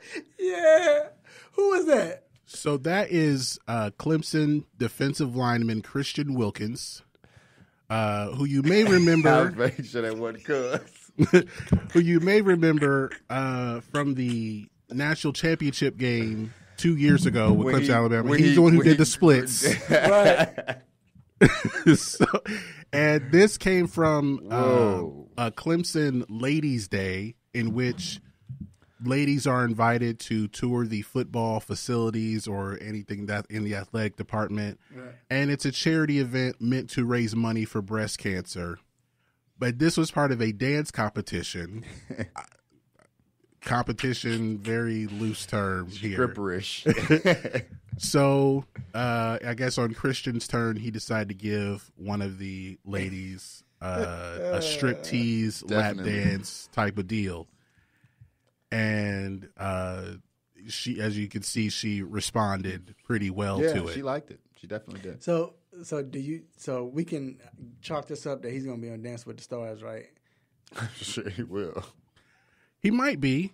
I wanted to ask you guys, do you think it crossed the line because of what the event is, as far as okay, well, these, we'll bring ladies around and, let them understand why these men folk talk They about football. They didn't take it like that. The audience didn't take it like that. I thought it was hot to do something. I would do something crazy like that just for the simple fact that, like, it's shocked rip your shirt off like that for the lady. Yeah, I do that for the old lady. It's an older lady too. She wasn't looking for that. Yeah, that made her day. She's straight. She's gonna be looking for it later. She's straight. She's straight for another. She's gonna be looking for it later. She's straight for another week though. She good. She's gonna be looking for it later, literally.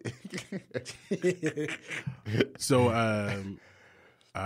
there's no and the thing also is that, like, Dabo Swinney was asked about it the next day. He refused to address he was like acting like Kyle Lowry. Right. He was just saying, yeah, this was to raise money for breast cancer research, and I think all the ladies had a good time. We raised a lot of money, and it was all for a good cause. It's like, but what about Christian's striptease? Well, the whole event was for great, raising money, good cause, breast cancer. He just danced around it. What about Christian? Yeah, it was good cause. Breast cancer. What did she say? It was a great game. We played well. Good night. Both teams played hard. Yeah, both teams played hard. I would have been that idiot in the back. Hey, bro, but what about old boy that stripped down and danced with that old lady? What about Famo that right. took his shirt off and did the snake on the ground? Right. Oh, man, that's crazy. If we was there, we would have asked him, too. Yeah, We'd have been like, hey, Dabo, what about Big Homie, though? But I still think, the whatchamacallit won this, though. The 100. Man. Yeah, man. Yeah. Bruh. Yes. I'm telling you, I might catch a case. I might catch a real live case if I... 9 miles from the finish line, you gonna win. Yeah, I'm an hour ahead of everybody. I can walk there. I can walk these 9 miles, and I'm gonna win. And this boy gonna tell because he ain't had no girlfriend when he was in high school. Man, look. And if you and with the pictures, he's like at least 50 yards away from, like, when he took the picture of the guy getting that cup of water. He's like 50 yards away. Dude. Did they have a response from the guy? You said the guy Xavier said he didn't know it was cheating. Well, I mean, he knew it was a violation of the rules, but he didn't think it was like, okay, it's a cup of water. Right. Like, dude, I'm about to die. I'm literally about to die. Do you want me to die or drink this water? That's crazy, man. Good segment, G. That's some good stuff, bro. Wow. All right, man. So you never a dull moment in sports. So look, we're going to take a quick break, and we'll be right back. Yo,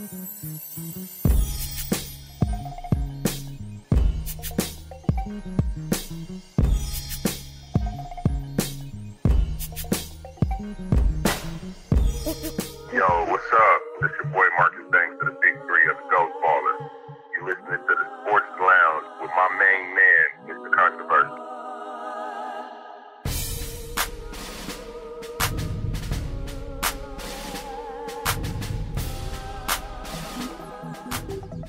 Are you tired of limiting yourself from tasty food because you want to eat healthy? Well, Salad Express will fix that problem for you. Salad Express is a gourmet salad and grill restaurant that gives you multiple options to satisfy your taste buds and keep you healthy. They have over 40 toppings, which are all cut fresh daily, and 7 homemade soups, including chili. You can also order hot sandwiches and wraps, with choices like grilled chicken, steak, salmon, and shrimp, which can all be added to salad as well. Go ahead and visit them today at 1055 Mansell Road, Suite 600 in Roswell, Georgia.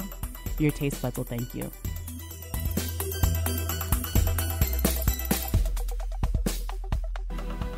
What's going on, everybody? It's Mike Patton, a.k.a. The General. And on my Saturday mornings, I got my feet kicked up, chilling, listening to my boys, The Intellectual and Mr. Controversy, ripping in the lounge.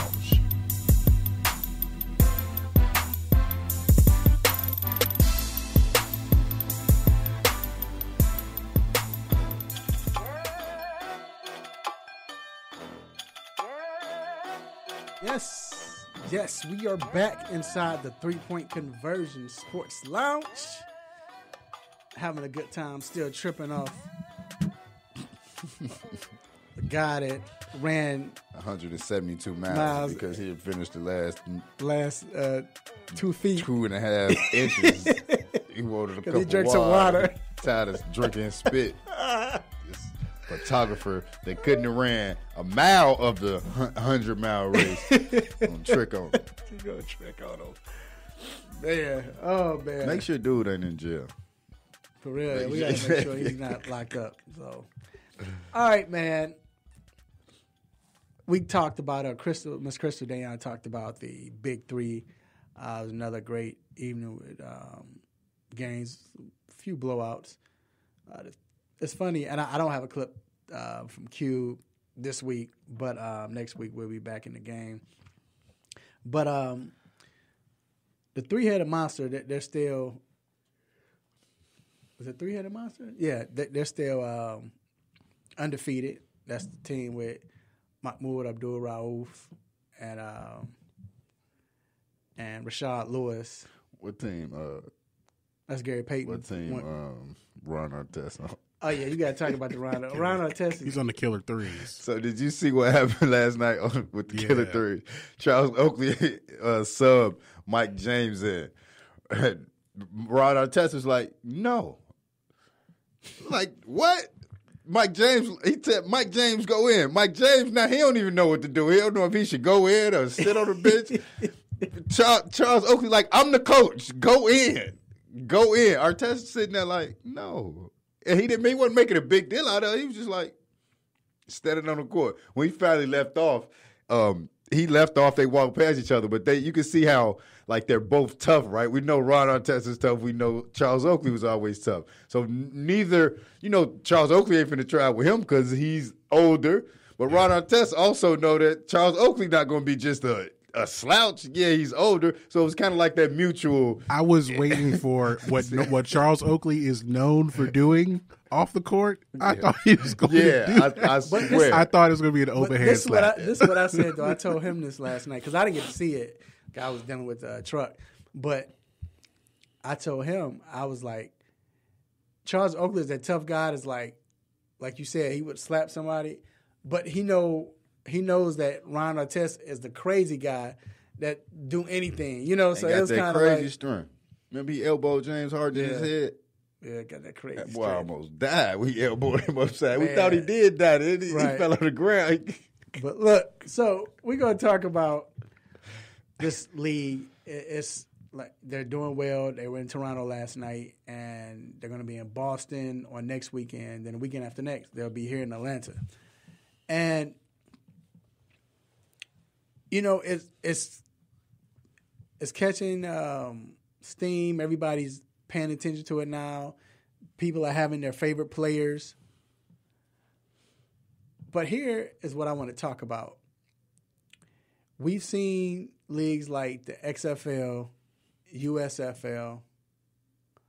What was that league? The basketball, JBL right now. But what was that league? You remember they would have to jump off trampolines? Slam ball. Slam ball. I ain't gonna lie. You liked it, didn't you? I used to watch it at first when it first came on, but anyway, we saw things like that. And I'm not saying that the Big Three is, I'm just saying, comparing it to leagues that are not the four majors. Yeah, the four majors. Or just the majors, not even just the four majors, just not the leading. Right. Do we think, can we compare this to all of that? Because we thought of XFL, some people thought XFL was going to make it. Even though I thought it was crazy, in order to get the ball, what you had to do, see you could do the most cartwheels or something like that to get the ball first. Or it was like a 40-yard race. 40-yard race. Or to the ball or something, right? They put the ball at midfield. You had to run and get the ball. Yeah, and I'm glad that Cube did it in a way where it's going to be real. Now, the 4-point shot, that's good, though. That's dope different. Because you have to do something different. Right. My opinion on it, I think, first off, even from the strides it's made from last year. Last year was always a tape delay. Now it's live. It's getting good feedback, and more players are joining. You're seeing a lot more players joining. And want to join also. Right. So as it grows, it's going to continue to grow. I don't think it would ever be a 5-on-5. I think the 3-on-3 is perfect. Part of the reason is because Well, the biggest reason is because I'm not sure if these guys can run up and down full court anymore anyway. Right. Not all of them, because I know McMahon gonna get out there. He'll give you 50 in the full court, and he 50. You know what I mean? But some of these brothers, they gonna be getting to half court. They gonna be like, they can do it like once every 3 weeks, 4 weeks. Right. They play just one game a week, but they can do that if it's just half court. Right. If it's a full court, they gonna need a game a month. And to D's point, it is smart how they came up with the league, the half court. But this is what I like, and this was kind of when I first went. I'm like, I wonder if it's going to stay because they play the music, and they play music in NBA. But it's you're a player that when they're on the offensive end, I think they'll let you do it. But I think on the I think now they play the game throughout the whole. I mean, they're playing music. Throughout the game. So the fact that they're doing that, I was like, I wonder how that's going to fare. But the whole purpose was, and like he said, it's not street ball, but we want to bring that mentality. Right. It has a street ball type of feel, right? But it's still, we have referees, rules, free throws, technical fouls. Yeah. We have, and these guys are professionals. And let's mention that last year, the first game, it used to be where the first team to 60 wins. But when Cube saw everybody looking like old boy that ran that 138-mile race, he changed it the next week. It was like, we're going to do 50. For him to do something like that, but then the, what is it called, CBD? Yeah. Yep. To bring that in. Yep. But yes, it's still we have rules and regulation, and it's good basketball. And I guess the fact that because you don't see this type of basketball in the NBA, Carlos Boozer talked about it yesterday. He said, you look at when I came in the league, this is Carlos Boozer now, he was like, I came in the league, Ewing was still in the league. You had players like Chris Webber. He said, I think Charles Barkley was in his last final years, whatever, but you had Chris Webber. You had those type of dudes that it was still tough-minded. It was hard in the paint. Shaq was in the league, Mason and all of that. He was like, then when the new generation came and I was still in the league, it turned soft. And he was like, so now to come back and still play that type of ball. So I thought that was cool, So I think it's there because, like I said, with the USFL, Trump was running anyway. But the fact that I just think that you had too many gimmicks. Mm-hmm. Right. With the the USFL's mistake was they were a spring league. They were trying to compete with the NFL, like with the lawsuit and everything, and then fans weren't coming because the spring football was still like something everyone was trying to get used to. Right. And then when they tried to take on the NFL, we want to be a fall league, and then like the NFL was like, nah. Yeah, nah. Let's get you up out of here. Let's make that phone call. Make that quick phone call, get you up out of here. The big three, they do play tough, and I like that. Like you said, it's that old school. You know what I mean? Yeah, it's physical. It's real street ball, but it's funny because it's physical. You ain't got to bleed to foul. It ain't that right. Street ball. Yeah, it's not, but it's definitely more physical than the NBA. And you have a team, you have, a bench, you have players, but yet still you're getting so it brings you that element. It kind of meshes fans of the NBA and your old time players with players that's used to playing on blacktop. Man, I remember going to the blacktop. I mean, the park, everybody went there to watch tournaments and watch them play. That was just the thing to do. And now you bring in both worlds and they're colliding with each other. Mm-hmm. And to see them, how it's going, how everybody, now you got, like I said, you got the typical players that don't watch NBA or whatever. They like that. Then you got the kind of corporate NBA, hot nose, nose to the sky. They like this as well. So it works, man. And I think what's good is you're seeing the celebrities come out. Anytime celebrities come out, Yeah. And these are the guys that are participating, if it's the players that you know. I mean, there are a lot of players that they didn't play the NBA that long or they played a lot overseas. But the players that you do know, it was the ones that had a personality, which it's like in the NBA and with other sports, it's kind of been like legislated out as far as having an outrageous personality, like Steven Jackson and Ron Artest, Nate Robinson, Amari. You see him out there with the Amari Stoudemire's out there. But you know what? But I think that's the beauty also is the fact that, and remember, we played that last week. I asked Cube that is you have players that, well, no, we didn't play that, but that was the other question I asked Cube was like, man, think about the players that, like Andre Emmett, or people that you don't know about, and they're playing well. So now you're starting to see, like, man, these guys can play, and some of these guys are getting a chance to go back into the league. And with someone like Andre Emmett, he went to Texas Tech. Texas Tech, right? Played for Bobby Knight. Was there. Yeah. Mahmoud Abdul-Rauf. People are now seeing like how good he actually was and is. And mind you, 25, 20 years ago. Right, and it's been a minute. I was just talking to Dwayne about this morning, is the fact that, because Dwayne didn't realize, like, you think about it, I forgot about it, this dude was in a dunk contest. Yes, that's Chris Jackson, and he was getting up. I remember he was getting up. I remember he had on a old Denver Nuggets uniform. Blue, matter of fact. Before Steph Curry, before Allen Iverson, it was Chris Jackson. And again, and I'll leave it like this. I asked him this before. This is before the Big Three started. And it was funny because I remember he was telling me I wanted him on the show. Come on, Mahmoud, I still want you on the show, bro. On. But I remember I was talking to him, and he was like, and he was telling me, he don't know because something's about to go on. He's like, got to keep hush. I didn't know it was the Big Three. But either or, I remember I was asking him a question. I said, man, do you think you could play in this league? Would you? He was like, man, what?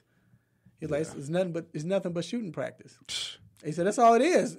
They let you remember how if you go back and go to YouTube and you could go and watch him against Jordan. Man. And he was killing Jordan. Man. But watch how Jordan was on him, too. Like, Jordan just wasn't, back then, it wasn't, right. All right, just let anybody shoot. No, it was physical. Jordan was in his face. Arm checking and everything. But watch him play, man. Just think if he played today where they have the green light.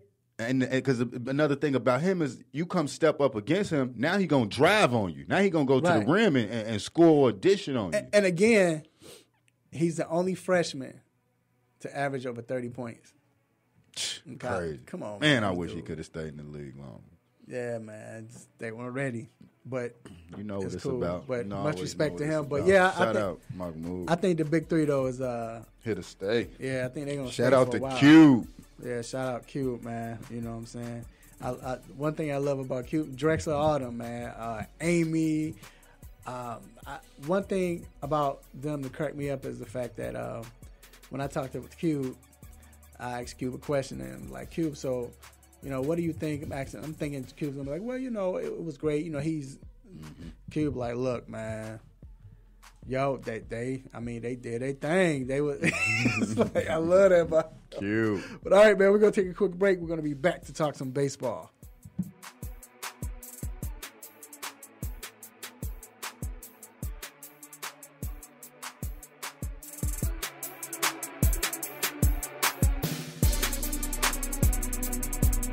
There's a lot going on in the world, and your world is always changing. That's why it's important to stay connected. The latest news, the latest entertainment, the newest music. If it's in the air or on the air, it can be in the palm of your hand, wherever you are, with the iHeartRadio app. iHeartRadio. Over 1,500 live radio stations from across the country, and over 15 million songs to create your own custom stations. Text IHR to 45495 to download the app or listen at iHeartRadio.com. Standard text and data rates apply. Hey, what's going on, sports fans? It's the 2018 Battlegrounds champion, Damian Adams, from The Real Deal with Damian Adams. Now, you can catch my show weekly on the 3-Point Conversion station on Spreaker Radio. But for right now, I'm doing what everybody else should be doing, and that's listening to Mr. Controversy and The Intellectual in the 3-Point Conversion Sports Lounge.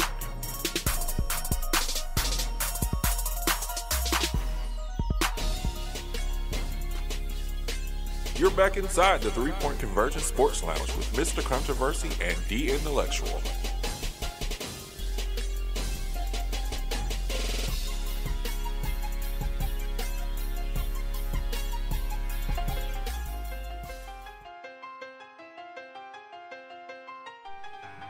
Yes, we are back inside the 3 Point Conversion Sports Lounge. Mr. Controversy and The Intellectual. So, all right. Baseball, a lot of trades. Mm-hmm. J.A. Happ, we saw him go to the Yankees. They needed that desperately. Cole Hamels. To the Braves. We talked about the Cubs. Cubs, Mike Stockers. Who else? The Braves got the pitcher also. With Venter. Did the Braves do enough? I know it's still a few days late, but did they do enough? Like, check the standings right now. Give me a second. They 2.5 games behind. I'd let you know right now. Okay. I mean, I understand they got the pitcher back, and the pitcher, he's battled back, but like Mike Moustakas is supposed to come to the Braves, man. Like, do you think they didn't have to give up much either, so they probably should have definitely got that because they need a third baseman, don't they? Right, but they need more. I mean, as you can see, they need more. You know. But like I said, it was a lot of trades, still more. The funny thing is the Nationals are really talking about selling out your boy and Bryce Harper. They just looking like sellers for a minute. Somebody was saying they were about to be sellers. If they become sellers, he's leaving. Yeah, but they were saying that this might happen before the season ends. To where they would trade him. Yeah, because, you know, they have that, you know, after what, I guess if you're involved, what is it? The rule is if you're involved in any type of playoffs, whatever, that you're able to be involved with late trades or whatever. Because they were talking, L.A. Dodgers was looking into. How much would the haul be for him? Seeing as though he's going to be a free agent after this season. I feel like it would be near, remember that Herschel Walker trade? Yeah. I feel like it'd be something like that. Even though he's not having that type of season right now, if he's a guy who could potentially get a $400 million contract, then would you pay him $400? If I had it, yeah. But it depends on what the rest of my team is. Right. I mean, if I'm the Yankees who seem to never run out of money. Get money. I don't know where they get their money from. Then I'd give him $400 million. They got now. So listen, connections to the underworld or something. Would you? So now that you say that, would you, if you're the Yankees, because now you have this injury, would you try to hurry up and make a trade now and give up? Do they even have a farm system anymore? It's the MLB. I mean, Judge is out for 3 weeks. That's their farm system. Yeah, right. Is it going to be that much of a slide? If Judge is out for 3 weeks? Yes, because they're already behind Boston. Mookie Betts has hit a game-winning home run yesterday. They're like hot. 392. Yeah, and they're hot. So they're already behind. I'm thinking it was like 3 games. You can look it up, G. I think it's like 3 games or something like that, maybe 4. But I know they can't afford to go to be a wild card. Oh, they're 5 games. 5 back. games, yeah. So, but they do have the wild card spot, top wild card spot. But that don't matter because it's 1 game. That's true. Yeah, you can't afford. Look, so 2 weeks, 1 week can mess you up. So they 5 games back. You 5 games back, and they're saying at least he has a fractured wrist. Now they say it's chip bone, but when you say fractured, that don't sound like 3 weeks.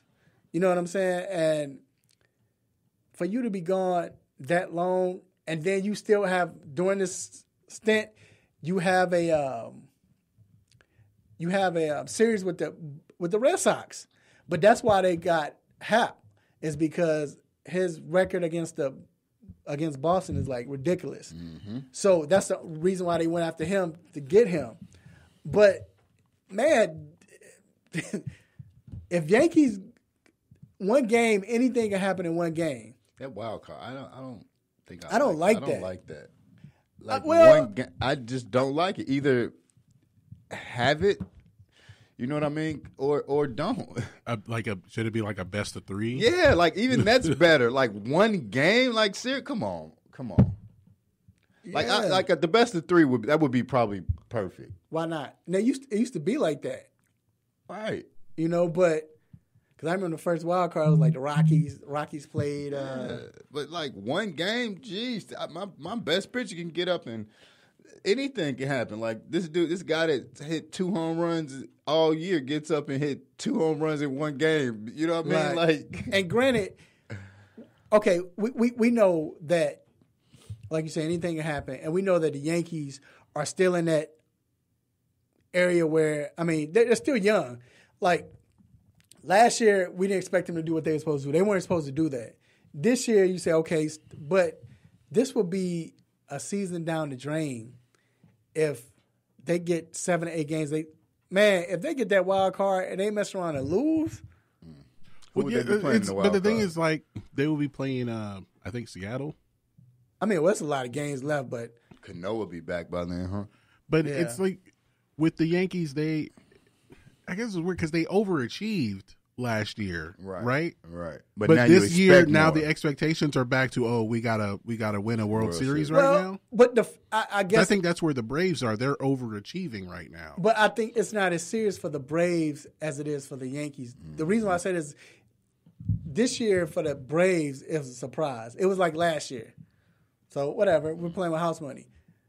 The Yankees right now, the moves that they made and then how they started off, it's just that Boston Red Sox, their nemesis, their rival, they just can't lose. Like they can't lose, and you were that close, and then something this tragic happens. Like it's different if you just lose. I mean, they're 5 games back. So you saying make the trade for Bryce Harper? I mean, it just depends, man. Because I mean, if they make the trade, they're gonna have enough money to sign him again. Bro, they're losing. They might not make it because of an injury, not necessarily. If they sign him, if they trade for him, then sign him and get him $400. They got $200 and something left for Stan, right? Mm-hmm. They're gonna have to pay Judge what, $200 something? Yeah, and they can afford to wait because Judge this is 2nd year. Yeah, so he got like 6 years before he can. Yeah, so they good with that. Like, I'll say, man, throw the house at. I mean, who would you throw at him to get? I don't know, man. I know that he hits home runs, but this year his batting average is like atrocious. Right. And what if that becomes like, not saying people don't rebound, man?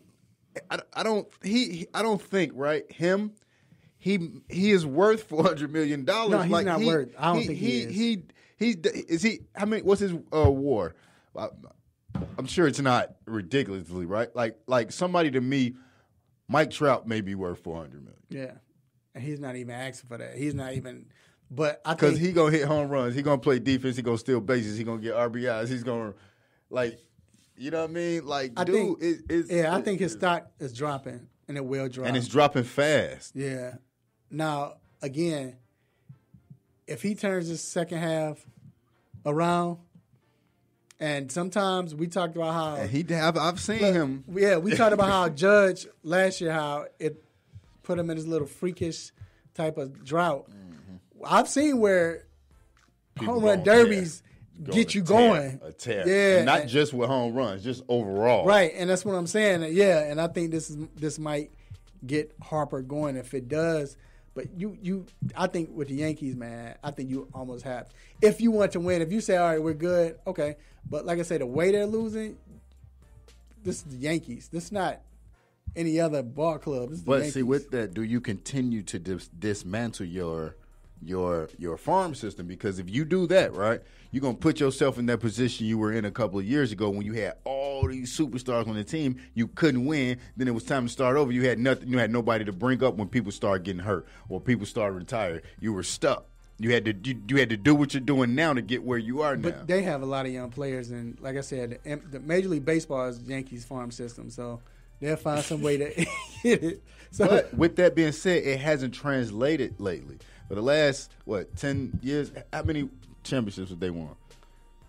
I mean, true, but only one team can win, right? But I feel you. But the team they have now. They're but we always think that because they got this, they got that. Like I just don't think the way that it used to have. Like you don't go get all these free agents, and that's what wins it anymore. But they have a good. We gave them some prospects. The Cubs gave them some prospects too. So yeah, we did for Rawlins, and then he went right back and signed. They had that. They had that plan. Yeah, we bought it. But go get a ring over there and come back. All right, we're gonna take a quick break. We'll be right back.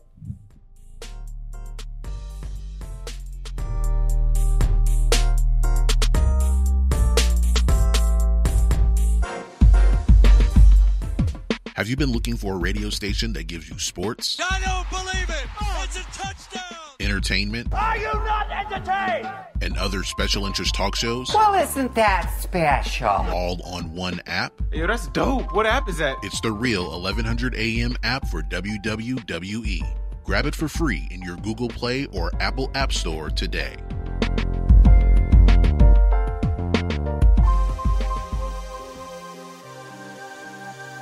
Hey, this is Brittany Griner from the Phoenix Mercury, and you listen to the 3-Point Conversion.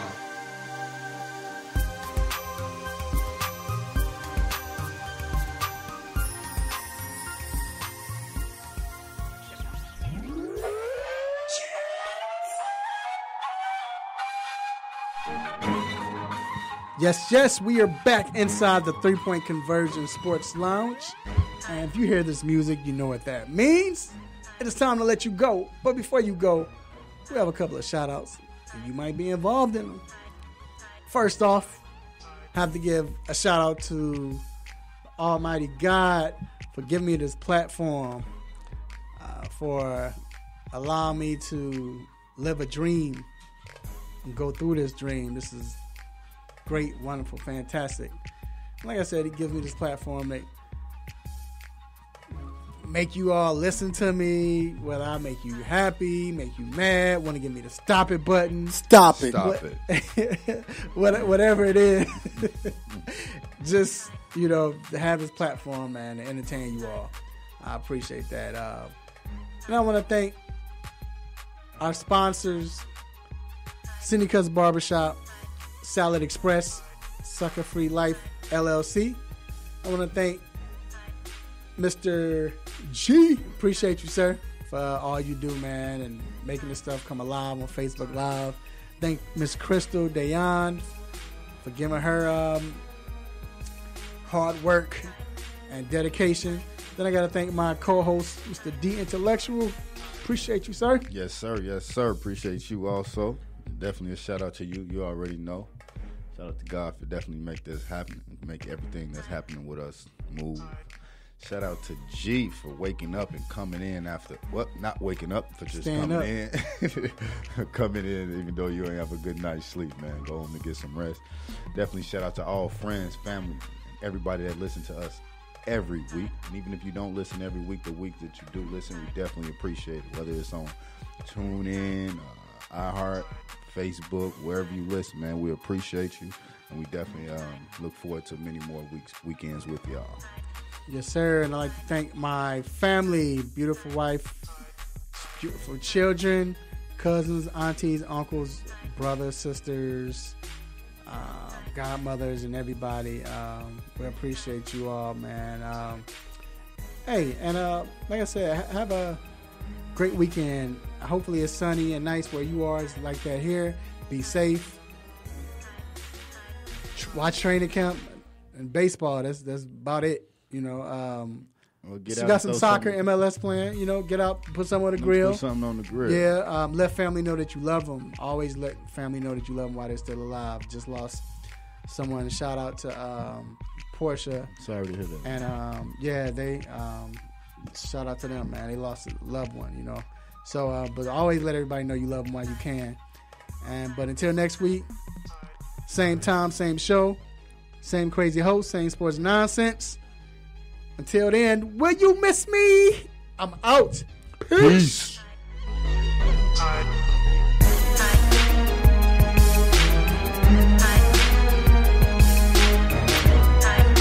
You just got done listening to the 3-Point Conversion Sports Lounge.